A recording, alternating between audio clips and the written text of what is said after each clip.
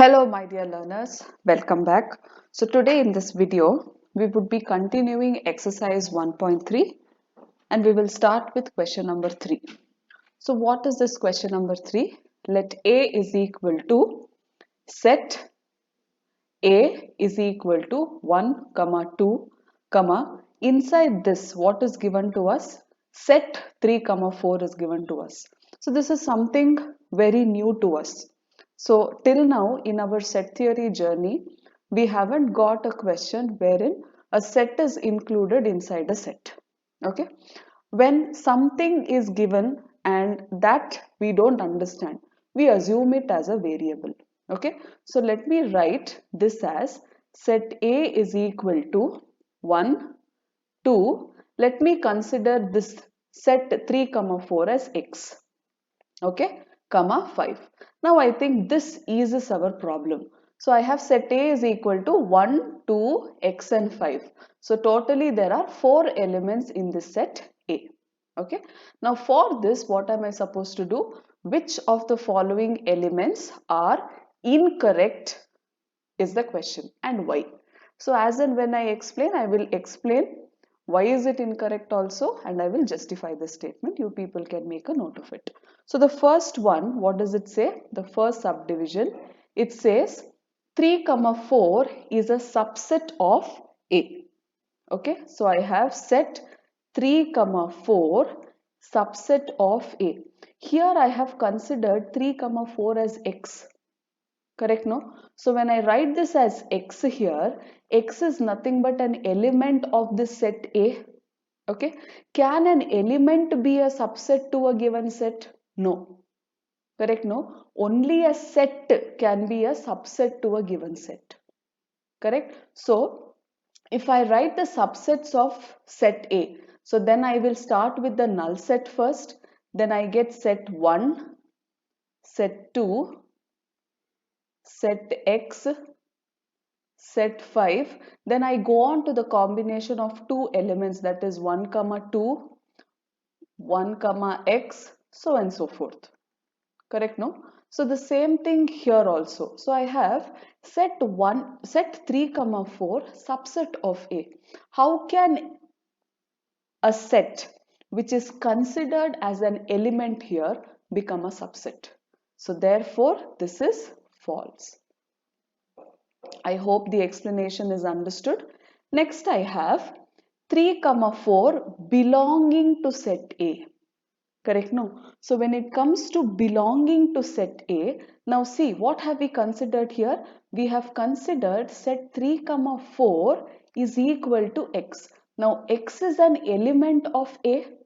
Correct? So when an element of A exists in a set, obviously it belongs. So therefore this is true. Correct? I hope this is understood, the statement. The second one is true. Let me come to the third question. So the third question is set 3 comma 4 subset of A. Okay. So set 3 comma 4. Now this can be written as set x. Correct, no? Now 3 comma 4 we have assumed to be element x. Now this is a subset of A. Is it going to be a subset of A? Yes. Why is it going to be a subset of A? Because any term written inside the curly bracket, okay, is a subset. Now this x I have assumed to be 3 comma 4, or yeah, 3 comma 4 is written as x. So obviously individually if I write the value of 3 comma 4 as x, then obviously inside two curly bracket it means it is a set. Any element inside two curly bracket is a set. See here, this is one of the subset of the set A. So therefore the element x which is written inside two curly bracket obviously is a subset of set A now. So in that case this is true. I hope the explanation is understood. Now we come to the fourth question. So the fourth question directly says 1 belongs to A. Always remember everybody, element will belong to a set Okay, subset will never belong, or a set will never belong to a set. Okay, that belongs to symbol they will not use. They will either use a symbol subset or not a subset. So please don't get confused. Here, since I have belongs to symbol, obviously 1 is an element which belongs to set A. So therefore this is true. Next, come to the fifth question. Fifth question, I have one subset of A. How can an element be a subset to a given set? Correct? No. A set, see, here I have written no, set 1 is a subset of set A. But whereas when I consider only that element 1, it cannot be a subset of a given set. So therefore this is false. Next, coming to the sixth question. Set 1, 2 and 3 is a subset of A. See, here I had started writing the subset of all the given elements, correct? All the given elements of set A. So totally there are 4 elements. So when there are 4 elements, okay, what is the formula for finding out total number of subsets? You have 2 to the power n. So I have 2. How many elements inside the set? 4. So 2 to the power 4, which will give me 16 subsets. So as and when I proceed with writing the elements of the subset, see here I have written 1 comma x. After 1 comma x I will write 1 comma 5. Then I will write combination of, again with 2, that is 2 comma x. Then I will write x comma 5, so on and so forth. So there are so many sets, that is coming up to totally 16 elements, correct? So in that case, obviously 1, 2 and 5 will be a subset of set A, will be a subset of set A. Why? Because see, 1 belongs to this set, 2 also belongs to this set, and similarly 5 also belongs to this set A. So therefore 1, 2 and 5 obviously is a subset of set A. Correct? I hope everybody is following. So therefore this is also a true statement. See, what I'm doing is I'm explaining how is it going to be true, how is it going to be false. So whatever explanation you require, please make a note of. Now, coming to the seventh question, it is similar to the previous question, but here I have 1, 2 and 5 belonging to set A.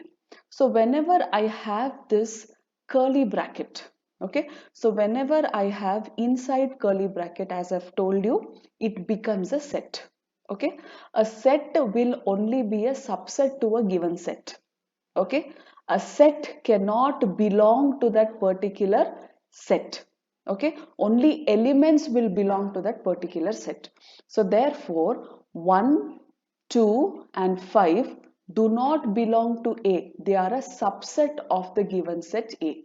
Understood? So therefore this is an incorrect statement. I hope understood.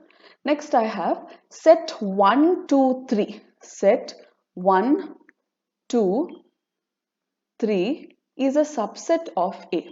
Now let me compare set A. Okay, this is too messy. Just let me erase few values here.